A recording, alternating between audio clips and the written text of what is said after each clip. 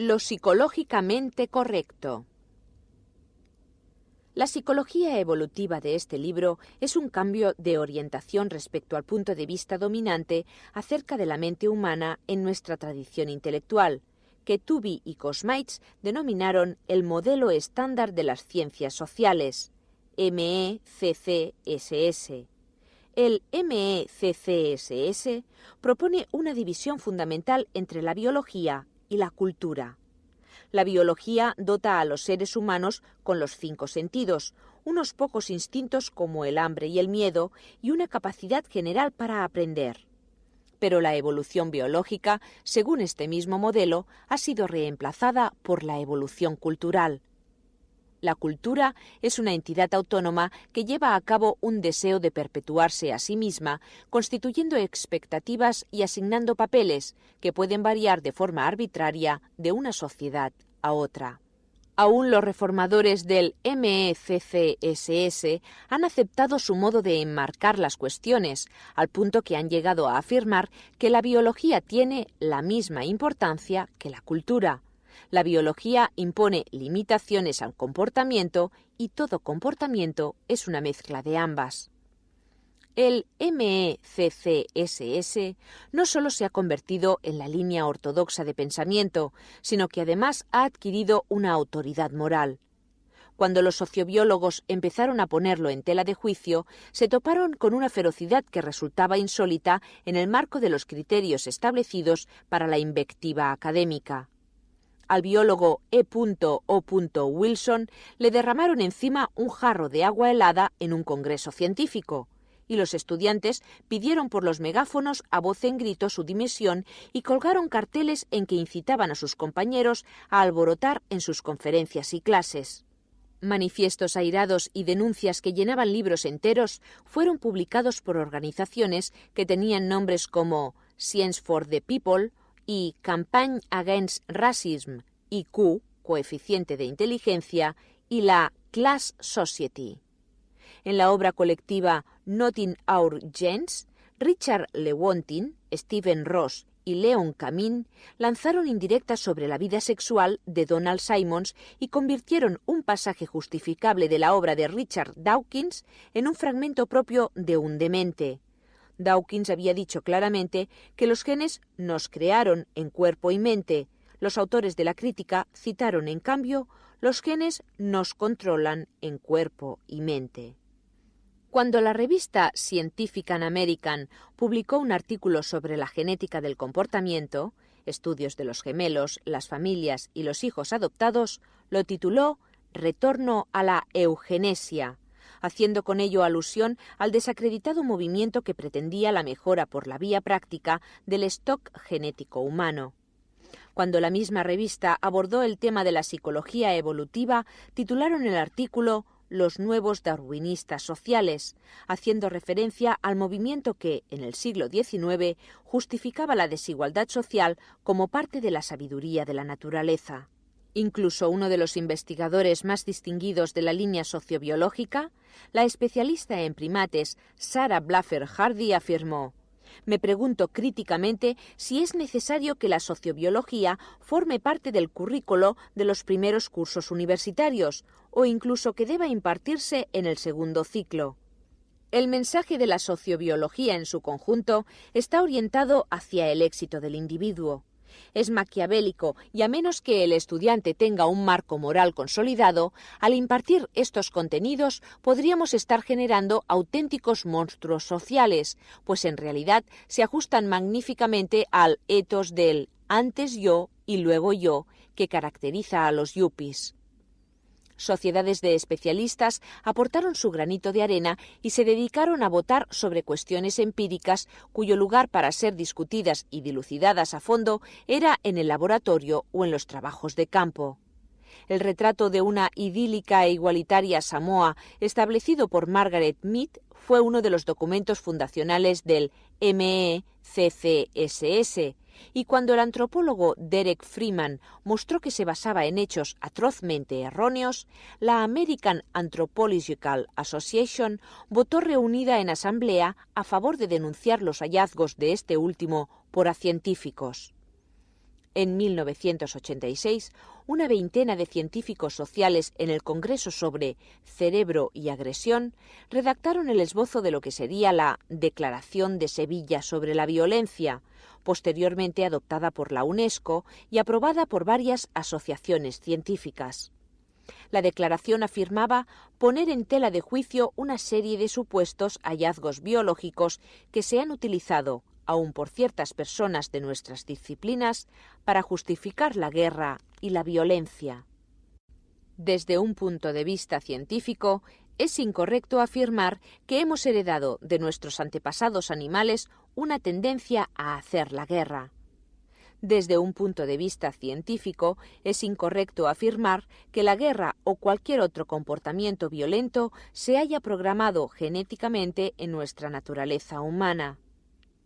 Desde un punto de vista científico, es incorrecto afirmar que en el decurso de la evolución humana ha habido una selección más favorable hacia el comportamiento agresivo y no hacia otros tipos de comportamiento. Desde un punto de vista científico, es incorrecto afirmar que los seres humanos tenemos un cerebro violento. Desde un punto de vista científico, es incorrecto afirmar que la guerra es causada por el instinto o una motivación única. Concluimos de todo ello que la biología no condena a la humanidad a la guerra, que la humanidad puede liberarse de la mordaza del pesimismo biológico y tener la confianza necesaria para emprender las tareas transformadoras que son necesarias en el Año Internacional de la Paz y en los años venideros. Ahora bien, cabe preguntarse, ¿qué certeza moral pudo incitar a estos especialistas a adulterar las citas, a censurar las ideas, a atacar con argumentos ad hominem a quienes las proponían, a calumniarles estableciendo asociaciones entre ellos y movimientos políticos infames al tiempo que movilizaban a instituciones poderosas para que legislaran sobre qué es correcto e incorrecto? Esta certeza derivaba de una oposición a tres supuestas consecuencias de una naturaleza humana innata. La primera es que si la mente tiene una estructura innata, personas diferentes, o diferentes clases, sexos y razas, pueden tener también estructuras innatas, lo cual justificaría la discriminación y la opresión. La segunda es que si comportamientos detestables como la agresión, la guerra, la violación, la exclusión tribal y la búsqueda desenfrenada de la riqueza y el estatus social son innatos, ello los convertiría en algo natural y, por ende, bueno. Y aun cuando son juzgados como objetables, se hallan no obstante en los genes y no pueden ser cambiados. Por lo tanto, los intentos de reforma social serían cuando menos fútiles. La tercera es que si los genes causan el comportamiento, entonces los individuos no pueden ser considerados responsables de sus acciones. Si un violador delinque siguiendo un imperativo biológico que le lleva a propagar sus genes, la culpa no le sería imputable. Al margen tal vez de unos pocos y cínicos abogados defensores y una franja de lunáticos que difícilmente leen los manifiestos del New York Review of Books, nadie saca hoy en día conclusiones dementes como estas. Más bien se consideran extrapolaciones que las masas indoctas podrían sacar, de modo que esas ideas peligrosas deben suprimirse. De hecho, el problema con los tres argumentos no es que las conclusiones sean tan abominables que nadie deba estar autorizado a aproximarse a la cima de esa pendiente resbaladiza que conduce directamente hacia ellas. El problema es que no existe esa pendiente y que los argumentos no son sequiturs. Para ponerlos al descubierto, basta con examinar la lógica de la teoría y separar las cuestiones científicas de las morales. Lo que sostengo desde mi punto de vista no es que esos científicos deban proseguir su búsqueda de la verdad encerrados en sus torres de marfil, ajenos a los pensamientos morales y políticos. A mi entender, cualquier acto humano que implique a otros seres vivos es tanto un tema central de la psicología como de la filosofía moral, y tanto una como otra son importantes, si bien no son lo mismo. Una desidia intelectual, una pereza a la hora de elaborar argumentaciones éticas cuando surgen las cuestiones morales, ha embarrancado el debate sobre la naturaleza humana. En lugar de razonar a partir de principios basados en derechos y valores, la tendencia ha sido sacar del anaquel el paquete moral completo, en general al estilo de la New Left o de la izquierda marxista, o hacer presión para asentar una imagen tranquilizadora de la naturaleza humana que nos ahorre tener que argumentar para nada acerca de cuestiones morales. La ecuación moral en casi todas las discusiones sobre la naturaleza humana es sencilla. Innato igual a ser de derechas igual a malo. De todas formas, muchos movimientos hereditaristas han sido de derechas y malos, como la eugenesia, la esterilización forzada, el genocidio, las discriminaciones raciales, étnicas y sexuales, así como la justificación de la existencia de castas económicas y sociales. El MECCSS tiene a su favor haber proporcionado algunas de las razones que en manos de críticos sociales reflexivos se han utilizado para socavar todo ese tipo de prácticas. Pero la ecuación moral suele ser tan a menudo errónea como correcta. A veces las prácticas de la izquierda política son igualmente perniciosas y quienes las realizaron han intentado justificarlas recurriendo a la negación que el MECCSS hace de la naturaleza humana. Las purgas estalinistas, los gulags, los campos de la muerte de Pol Pot y más de 50 años de represión en China, todo ello ha sido justificado por la doctrina según la cual las ideas disidentes reflejan no el modo de operar de mentes racionales que han llegado a conclusiones diferentes, sino que son productos culturales arbitrarios que pueden ser erradicados rediseñando la sociedad, reeducando a quienes fueron tentados por la vieja educación y, cuando es preciso, empezando de nuevo con una generación de tabulas todavía rasas. Y algunas veces las posiciones izquierdistas son correctas porque es erróneo negar la naturaleza humana. En Hearst and Means, el documental producido en 1974 sobre la guerra del Vietnam, un oficial del ejército norteamericano explicaba que no podíamos aplicar los criterios morales occidentales a los vietnamitas, porque su cultura no daba valor a la vida individual, de modo que para aquel oficial los vietnamitas no sufrían como los norteamericanos cuando se mataba a los miembros de su familia. El director del reportaje colocó como final, mientras aparecían los créditos, la imagen del cortejo fúnebre que acompañaba el féretro de una víctima vietnamita con el sonido de sus lamentos, recordando a los espectadores que la universalidad del amor y el dolor era la mejor refutación de la horrible racionalización de aquel oficial. En la mayor parte del siglo XX, las madres han tenido que soportar teorías infames que las culpaban de toda disfuncionalidad o diferencia en sus hijos. Teoría que cifraba en la mezcla de mensajes la causa de la esquizofrenia, identificaba al resfriado como fuente de autismo, a las madres dominantes como causa de la homosexualidad de sus hijos, la falta de límites como la causa de la anorexia, una maternidad deficiente, en fin, provocaba desórdenes en el aprendizaje del lenguaje en los hijos. Los dolores menstruales, las náuseas del embarazo y el dolor del parto han sido durante todo este tiempo rechazados como reacciones psicológicas de las mujeres a las expectativas culturales, en lugar de ser tratados como cuestiones legítimas de salud. El fundamento de los derechos individuales es la suposición de que las personas tienen anhelos y necesidades y gozan de plena autoridad sobre lo que son estos anhelos y necesidades. Si los deseos que las personas tenemos fuesen solo cierto tipo de inscripciones borrables o susceptibles de ser reprogramadas con un lavado de cerebro, cualquier atrocidad podría justificarse. En consecuencia, es irónico que las ideologías de la liberación, que tan de moda estuvieron en la década de 1980, como las defendidas por Michel Foucault y ciertas feministas de la comunidad académica, invoquen una autoridad interiorizada y socialmente condicionada para explicar de forma convincente la inconveniencia que supone que las personas disfruten de cosas que en principio se supone que las oprimen. Una negación de la naturaleza humana, no en menor medida que el acto de hacer hincapié en ella, puede ser deformada para servir a finalidades que son perniciosas. Deberemos exponer qué finalidades son perjudiciales y qué ideas son falsas, y no confundir un ámbito con el otro. ¿Cuáles son las 3 supuestas implicaciones de una naturaleza humana innata?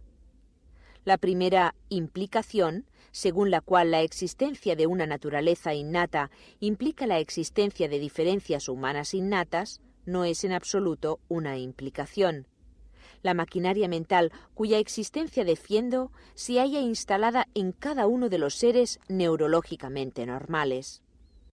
Las diferencias entre personas puede que nada tengan que ver con el diseño de esa maquinaria, ya que puede muy bien darse el caso de que procedan de variaciones aleatorias en el proceso de ensamblaje o de diferentes historias vitales. Aun si las diferencias fuesen innatas, podría tratarse de variaciones cuantitativas y peculiaridades menores en la dotación de serie presente en todos nosotros.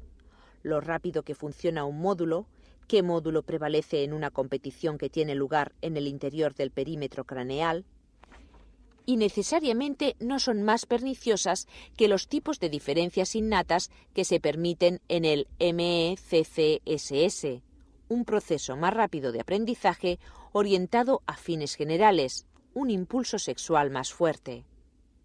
La existencia de una estructura universal para la mente no es solo lógicamente posible, sino algo probablemente cierto.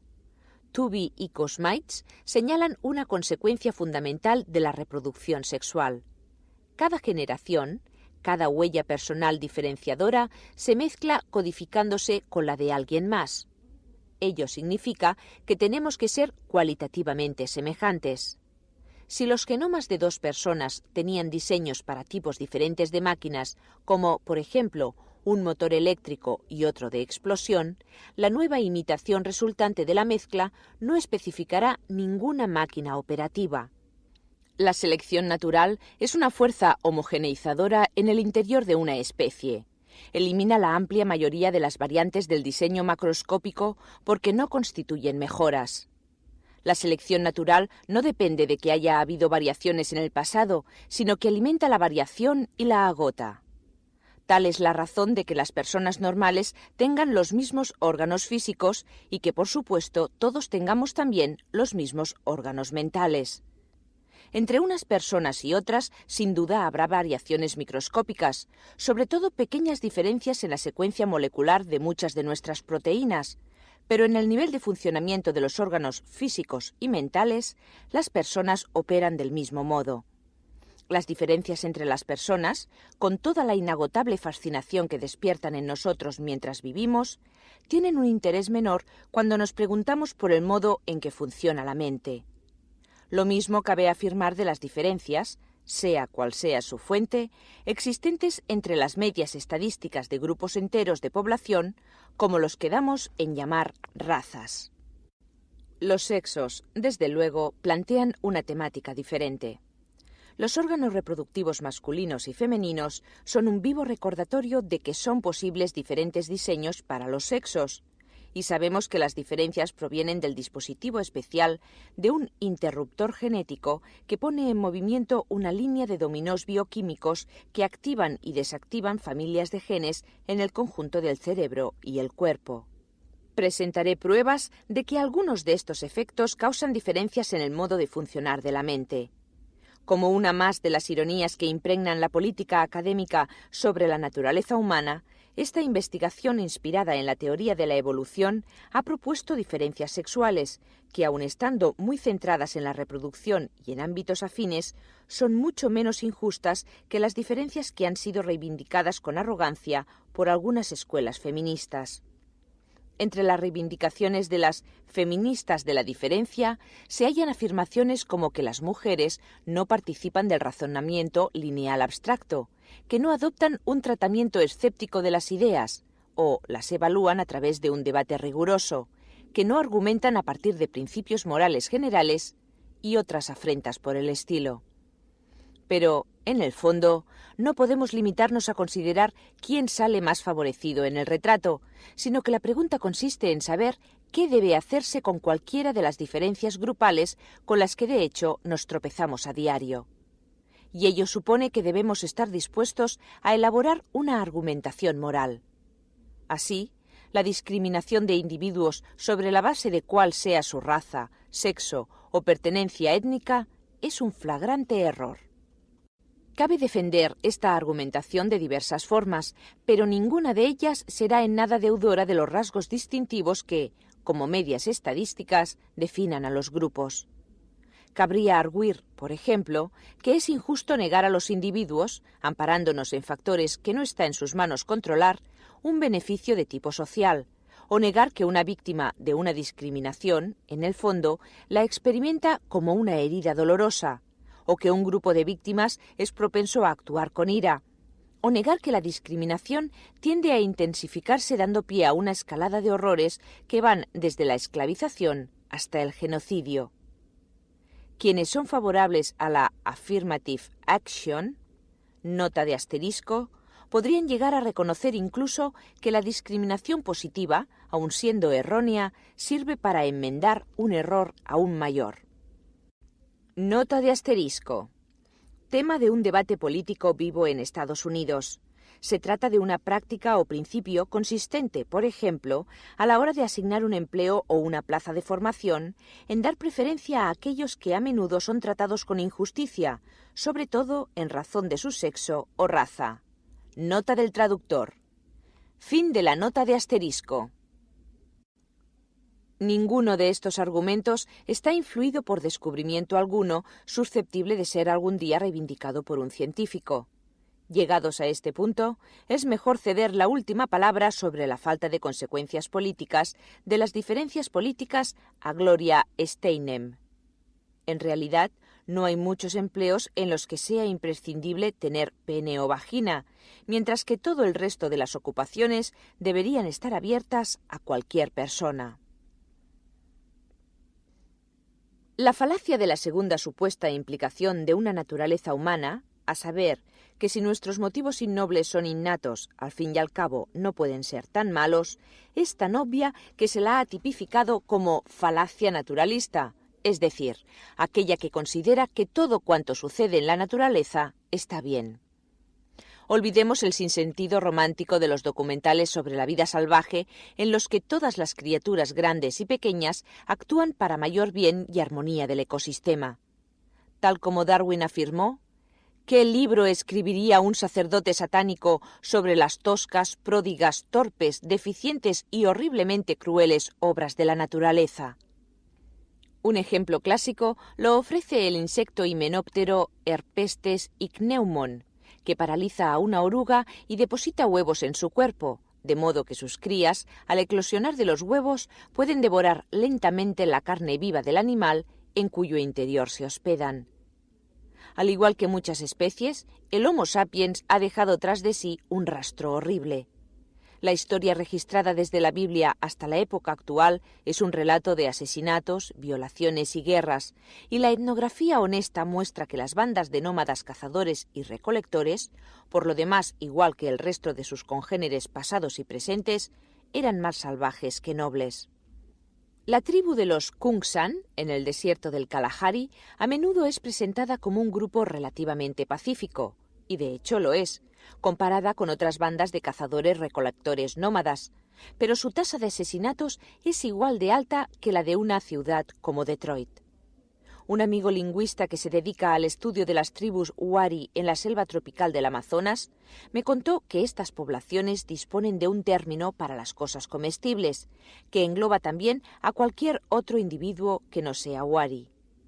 Ciertamente, los seres humanos no tenemos algo así como un instinto de guerra o un cerebro violento, tal como daba por sentado la Declaración de Sevilla, pero tampoco tenemos exactamente algo así como un instinto para la paz ni un cerebro no violento, porque no podemos atribuir toda la historia y etnografía humana a armas de juguete y a superhéroes de dibujos animados. ¿Significa esto que la biología condena al hombre a la guerra o a la violación, al asesinato o al egoísmo propio de los jóvenes profesionales, y que cualquier optimismo que cifre sus esperanzas en reducirla deba extinguirse? Huelgan los científicos para hacer la precisión de que la guerra no es saludable ni para los niños ni para los seres vivos, o la precisión empírica de que ciertos lugares durante ciertos periodos son mucho más pacíficos que otros y que debiéramos comprender y duplicar lo que los hace ser de este modo. Tampoco nadie precisa de las trivialidades y frases manidas de la Declaración de Sevilla, ni la desinformación por ella difundida de que la guerra es algo desconocido por los animales y que sus jerarquías de dominación son una forma de vinculación y afiliación que beneficia al grupo. De hecho, lo que no nos haría ningún daño sería una comprensión realista de la psicología de la malevolencia humana. Por si el dato merece nuestro interés, la teoría de la mente dotada de módulos toma en consideración tanto los motivos innatos que conducen a actos malvados como los motivos innatos que pueden evitarlos. Y, además, no se trata de un descubrimiento exclusivo de la psicología evolutiva, pues todas las principales religiones observan que la vida mental es a menudo una lucha entre el deseo y la conciencia. Cuando se trata de las esperanzas de cambiar el comportamiento malo, es preciso invertir de nuevo el sentido común. Puede que una naturaleza humana compleja permita mayores posibilidades al cambio que las ofrecidas por la tabla rasa defendida por el modelo estándar de las ciencias sociales. Una mente ricamente estructurada permite la existencia de complicadas negociaciones en el interior de la cabeza, en las cuales un módulo puede subvertir los designios funestos de cualquier otro. En el MECCSS, en cambio, a la educación de los hijos se le concede un poder insidioso e irreversible. ¿Es niño o niña? Es lo que atinamos a preguntar cuando nos acercamos por primera vez a un ser humano recién nacido. Y desde entonces los padres tratan de modo distinto a sus hijos y a sus hijas. Acarician, consuelan, amamantan, complacen y conversan de un modo desigual con los hijos y las hijas. Imaginemos que este tipo de comportamiento tiene consecuencias a largo plazo en los hijos, entre ellas todas las diferencias sexuales que hasta la fecha se han documentado y una tendencia a tratar a los hijos que tendrán de forma diferente desde que nazcan. A menos que destacáramos contingentes de una policía encargada de velar por la paternidad responsable en las maternidades, el círculo se cerraría y sería irrevocable. La cultura condenaría a la mujer a una condición de inferioridad y quedaríamos presos en la esclavitud del pesimismo cultural, que al hacernos desconfiar de nosotros mismos nos incapacitaría para emprender las tareas para la transformación. La naturaleza no dicta qué debemos aceptar o cómo debemos vivir la vida. Algunas feministas y activistas de los movimientos de liberación homosexual reaccionan airadas ante las observaciones banales que afirman que la selección natural diseñó a las mujeres, en parte, para criar y educar a sus hijos, y tanto a los hombres como a las mujeres para la práctica heterosexual del sexo. En estas observaciones perciben tanto el calado de un mensaje sexista y homofóbico, según el cual solo los papeles sexuales tradicionales son naturales, como el imperativo de condenar los estilos de vida alternativos. En este sentido, la novelista Mary Gordon satirizó la consideración hecha por un historiador en el sentido de que todas las mujeres tienen en común la capacidad de tener hijos, con estas palabras: si la cualidad definitoria de qué es ser mujer es parir hijos, entonces no tenerlos, como por ejemplo no los tuvieron Florence Nightingale ni Greta Garbo, es algo así como un fracaso en el cumplimiento de vuestro destino. Aunque no estoy seguro de saber a ciencia cierta qué significan la cualidad definitoria de ser una mujer y cumplir con vuestro destino, en cambio sí sé que la felicidad y la virtud nada tienen que ver con aquello para cuya realización nos diseñó la selección natural en el entorno ancestral. Tanto la felicidad como la virtud quedan para que nosotros las determinemos, y el hecho de afirmarlo no es incurrir en ninguna hipocresía, aunque quien lo diga sea un varón de raza blanca y conducta sexual tradicional. Debo reconocer que aun teniendo edad para procrear, Hasta la fecha, he optado voluntariamente por no tener hijos. He derrochado mis recursos biológicos leyendo y escribiendo, investigando, ayudando a amigos y estudiantes, y a vueltas conmigo mismo. He hecho caso omiso del solemne imperativo de propagar mis genes. Desde el punto de vista de los criterios darwinistas, soy una horrible equivocación, un patético perdedor, con todos los puntos sobre las íes, como si fuera un militante con carné de la nación de los sospechosos. Pero me siento feliz de ser así, y si a mis genes no les gusta, pelillos a la mar. Finalmente, ¿y si echáramos la culpa del mal comportamiento a nuestros genes? El neurocientífico Stephen Rose, en una recensión de un libro de E.O. Wilson, donde el sociobiólogo defendía que los hombres sentían un mayor deseo de ser polígamos que las mujeres, no dudó en acusarle de decir, en realidad, «Señoras, no culpen a sus compañeros de acostarse con la primera que pase. No es culpa suya, están genéticamente programados para hacerlo». El título de la obra que escribieron conjuntamente Rose, Lewontin y Camin, No está en los genes, es de hecho una alusión al Julio César de Shakespeare. Los hombres a veces son señores de su sino, pero la imperfección, querido Bruto, no se halla en nuestras estrellas, sino en nosotros mismos. Para Casio, la programación que permitía excusar las imperfecciones humanas no era genética, sino astrológica, y esto trae a colación un tema esencial. Cualquier causa de comportamiento, y no solo los genes, plantea la temática de la libre voluntad y la responsabilidad. La diferencia entre explicar el comportamiento y excusarlo es una cuestión muy antigua en el razonamiento moral que se refleja a la perfección en el dicho «entender no es lo mismo que perdonar». En esta época científica, entender significa hacer el intento de explicar el comportamiento como una interacción compleja entre 1. Genes, 2. La anatomía del cerebro, 3. Su estado bioquímico, 4. La educación familiar recibida por una persona, 5. El modo en que la sociedad la ha tratado y 6. Los estímulos que la afectan. En efecto, cada uno de estos factores, y no tanto las estrellas o los genes, han sido invocados de forma inapropiada como origen del que dimanaban nuestras imperfecciones y faltas, al tiempo que se afirmaba que el hombre no era el señor de su destino. 1.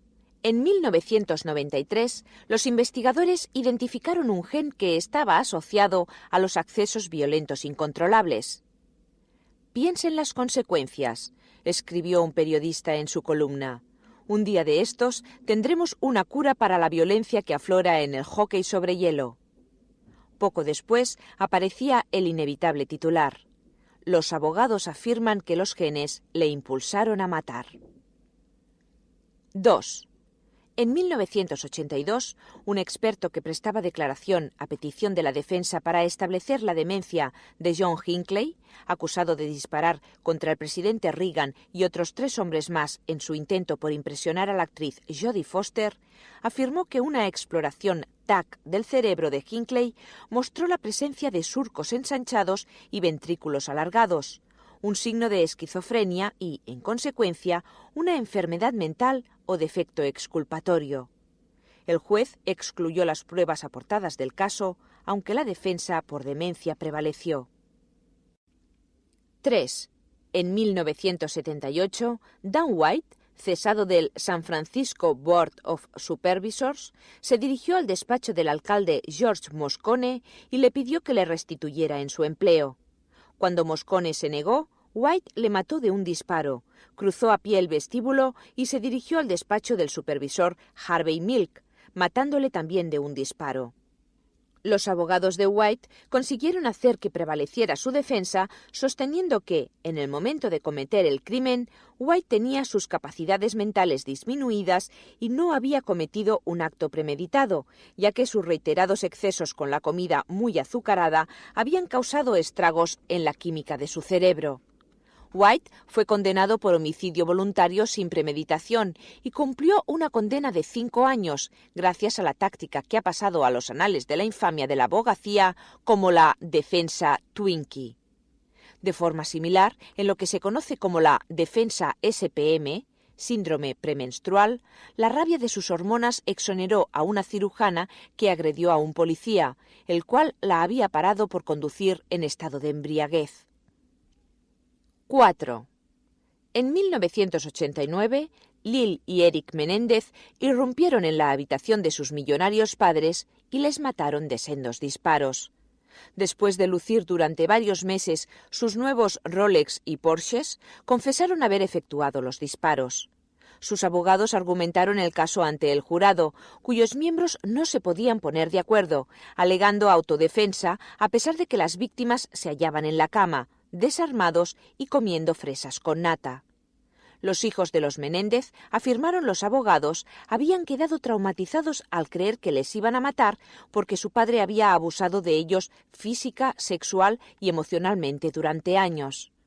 En un nuevo juicio, celebrado en 1996, fueron declarados culpables de asesinato y enviados a la cárcel con cadena perpetua.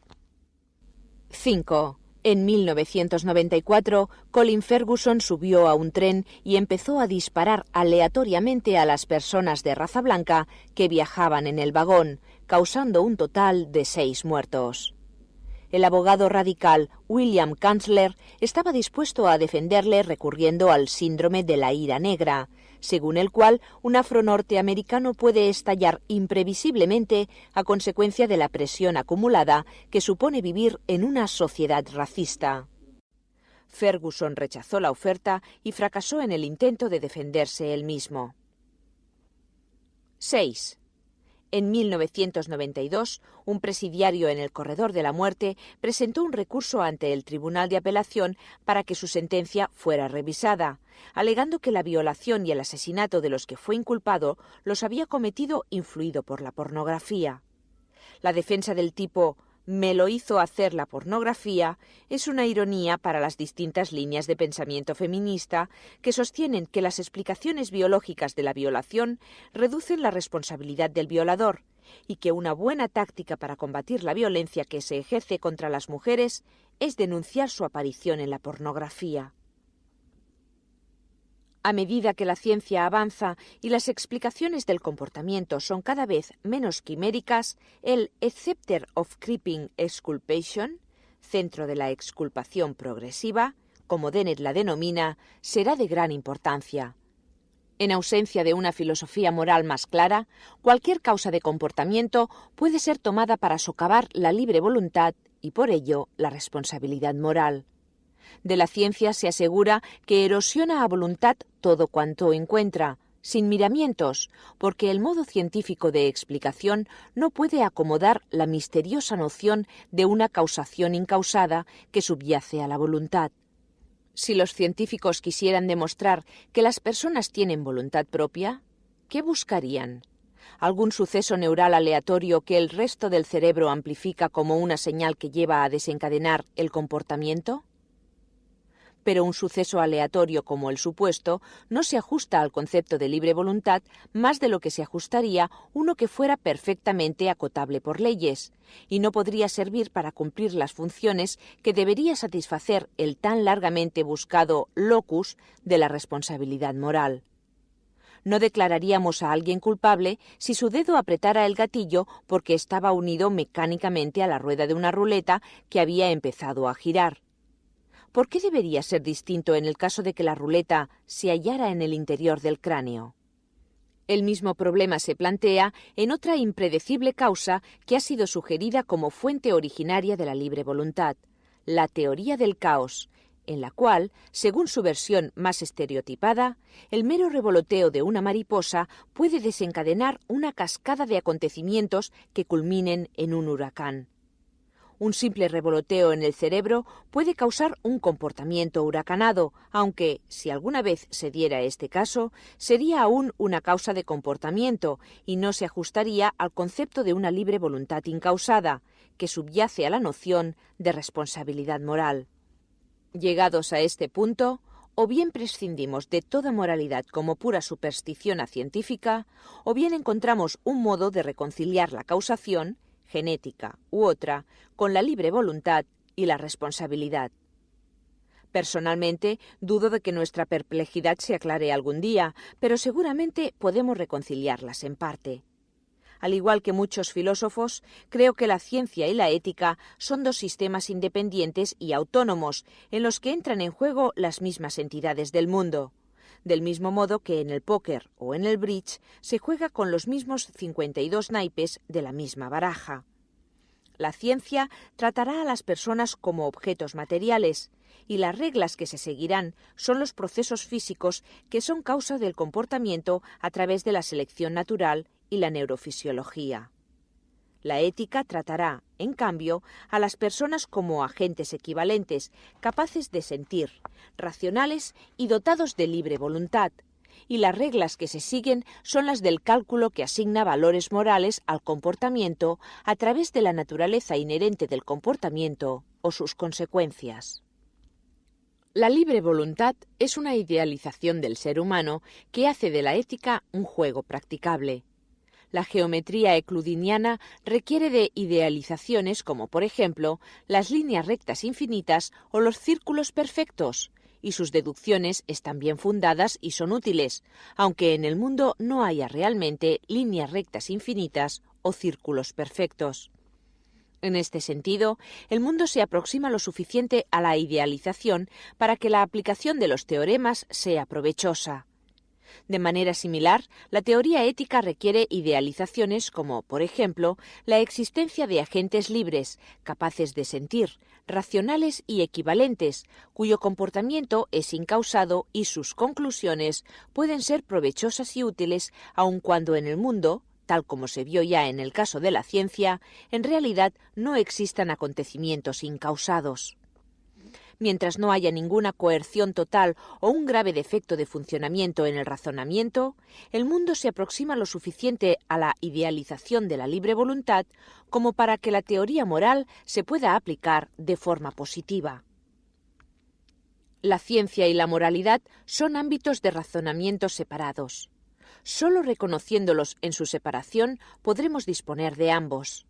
Si la discriminación solo está mal cuando las características medias del grupo son las mismas, si la guerra, la codicia y la violación están mal solo cuando las personas en ningún caso se hallan inclinadas a ejercerlas, si las personas son responsables de sus actos solo cuando los actos son inescrutables como un misterio, entonces o bien los científicos tienen que estar dispuestos a dejar a un lado sus datos, o todos debemos estar decididos a renunciar a nuestros valores. Entonces los argumentos científicos serían como aquella portada del National Lampoon, donde se mostraba a un perrito con un revólver que le apuntaba a la cabeza y la siguiente frase a modo de pie: «Compre esta revista o dispararemos al perrito». La navaja que separa las explicaciones causales del comportamiento de la responsabilidad moral es de doble filo. Dando una última vuelta de tuerca a la trama de moralidad en la naturaleza humana, el genetista Dean Hammer identificó un marcador cromosomático de la homosexualidad en algunos hombres, el denominado gen gay. Para regocijo de la Science for the People, en esta ocasión la explicación genética era la políticamente correcta y supuestamente refutaba a representantes del ala derecha del Partido Republicano, como Dan Quayle, quien había afirmado que la homosexualidad era más una elección que una situación biológica, en todo caso, una mala elección. El gen gay se utilizó para argumentar que la homosexualidad no es una elección de la que los homosexuales puedan ser considerados responsables, sino una orientación involuntaria que ni siquiera pueden mitigar. Con todo, el razonamiento es peligroso. Del gen gay se podría decir también que influye en ciertas personas para que elijan la homosexualidad. Y al igual que sucede con todo buen hallazgo de la ciencia, algún día el resultado de Hammer podría ser falseado y, entonces, ¿a dónde llegaríamos? ¿Aceptaríamos que el fanatismo, al fin y al cabo, está bien? El argumento en contra de la persecución de las personas homosexuales debe hacerse no en términos de la existencia de un gen gay o de un cerebro gay, sino en el derecho de las personas a tener relaciones sexuales de cualquier índole, siempre que se realicen por consenso, sin discriminación ni acoso. El aislamiento del razonamiento científico y moral en áreas separadas se halla también detrás de la metáfora recurrente, utilizada en estas páginas, de la mente como una máquina y de las personas como robots. Con ello, ¿no se deshumaniza a las personas y se las objetiva para tratarlas luego como objetos inanimados? Como un erudito humanista lúcidamente lo expresó en Internet, ¿no invalida la experiencia humana, reifica un modelo de relación basado en la correspondencia yo-objeto y deslegitima todas las demás formas de discurso que puedan tener consecuencias fundamentalmente destructivas para la sociedad? Solo si uno carece tanto de imaginación que se apega al sentido literal y no es capaz de cambiar entre diferentes posturas al conceptualizar a las personas en función de propósitos distintos. Un ser humano es al mismo tiempo una máquina y un agente libre capaz de sentir, dependiendo de cuál sea el propósito de lo que se estudia, del mismo modo en que es un ciudadano que paga impuestos, un corredor de seguros, un paciente de una clínica dental o 200 libras de lastre en un avión, dependiendo siempre de los propósitos que guían un estudio. La postura mecanicista nos permite comprender qué nos hace funcionar y cómo nos ajustamos al universo físico. Pero fuera del ámbito de este estudio, hablamos unos con otros como seres humanos dignos y libres. La confusión que se ha dado entre la psicología científica y los fines políticos y morales, así como la presión resultante que se ha ejercido para forzar una creencia en el carácter no estructural de la mente, ha estremecido tanto al mundo académico como al discurso intelectual contemporáneo. Somos muchos quienes nos sentimos perplejos ante el carácter hegemónico que adquirieron en los departamentos de humanidades las teorías como la filosofía posmoderna, el postestructuralismo y el desconstructivismo, según las cuales la objetividad era algo imposible, el significado era autocontradictorio y la realidad algo socialmente construido. Los motivos se clarifican cuando consideramos enunciados típicos como los seres humanos han construido y utilizado el género, los seres humanos pueden desconstruir y dejar de utilizar el género, y la oposición binaria heterosexual-homosexual no se halla en la naturaleza, sino que es socialmente construida y, por tanto, desconstruible. Se niega realidad a las categorías, al conocimiento y al mundo mismo, de modo que a estereotipos como el género, la raza y la orientación sexual se les puede negar realidad. La doctrina es básicamente un modo de llegar dando un rodeo a la conclusión de que la opresión de las mujeres, los homosexuales y las minorías es mala. Y la dicotomía entre en la naturaleza y socialmente construido es una muestra evidente de pobreza de imaginación, ya que omite una tercera alternativa, a saber, que ciertas categorías son productos de una mente compleja diseñada para cuadrar con lo que se halla en la naturaleza. La corriente principal de críticos sociales, asimismo, puede enunciar cualquier absurdidad con tal que se adecue al modelo estándar de las ciencias sociales. Así, por ejemplo, a los niños pequeños se les alienta para que discutan y luchen. Los niños aprenden a asociar los caramelos con el placer porque sus padres se sirven de los caramelos como un modo de gratificarles si comen espinacas. Los adolescentes compiten en su aspecto físico y atuendo porque siguen el ejemplo puesto por los certámenes de ortografía y las ceremonias de concesión de premios. Los hombres se socializan creyendo que el fin del sexo es el orgasmo. Las mujeres octogenarias son consideradas físicamente menos atractivas que las veinteañeras, porque nuestra cultura fálica ha convertido a las muchachas jóvenes en un objeto de culto al deseo. No se trata de que no haya pruebas para estas pasmantes afirmaciones, sino que resulta aún difícil creer que los autores, en lo más hondo de sí mismos, sean capaces de creérselas. Estos tipos de afirmaciones se expresan con una plena despreocupación acerca de si son o no ciertas y forman parte del catecismo laico de nuestra época. El comentario social contemporáneo descansa sobre concepciones arcaicas de la mente. Así, nos resulta difícil encontrar explicaciones como, por ejemplo, que las víctimas estallan por la presión que padecen. Los niños están condicionados a hacer esto o aquello. A las mujeres se les hace un lavado de cerebro para que lleguen a valorar esto o aquello. A las muchachas se les enseña a ser de tal y tal modo. ¿De dónde salen estas explicaciones? Sin duda, del modelo hidráulico de la mente desarrollado en el siglo XIX y recogido por Freud, de la teoría conductista con sus perros que salivan y sus bichos que presionan palancas, de los complots para ejercer el control mental que aparecen en las peores películas de la época de la Guerra Fría, de los hijos obedientes y con ojos abiertos de par en par de la serie televisiva norteamericana y novela Father Knows Best. Cuando miramos a nuestro alrededor, tenemos la sensación de que, sencillamente, estas teorías simplistas no son convincentes. Nuestra vida mental es un ruidoso parlamento en la que las facciones compiten entre sí. En nuestro trato con las demás personas, suponemos que ellas son tan complejas como nosotros, y suponemos que ellas suponen que nosotros suponemos que ellas suponen. Los hijos desafían a sus padres desde el momento en que nacen y a partir de entonces desbaratan todas las expectativas. Así, un hijo superará circunstancias horripilantes y llevará una vida satisfactoria. Otro, aun disponiendo de todas las comodidades, crece como un rebelde sin causa. Cuando un Estado moderno decae, sus gentes asumen con entusiasmo las vendetas de sus abuelos. Y no existen robots.